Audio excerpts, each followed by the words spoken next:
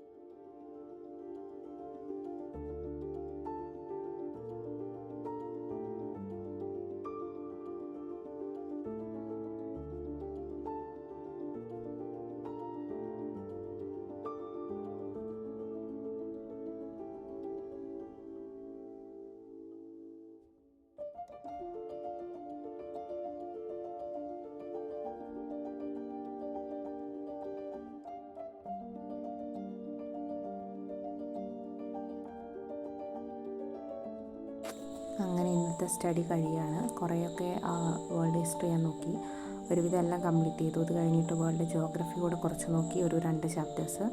പക്ഷേ അത് റെക്കോർഡ് ചെയ്യാൻ പറ്റിയില്ല. അപ്പം അങ്ങനെ ഇന്നത്തെ ഫസ്റ്റ് ഡേ കംപ്ലീറ്റ് ചെയ്തു. ക്വസ്റ്റ്യൻ പേപ്പേഴ്സും ചെയ്തു. Thank you.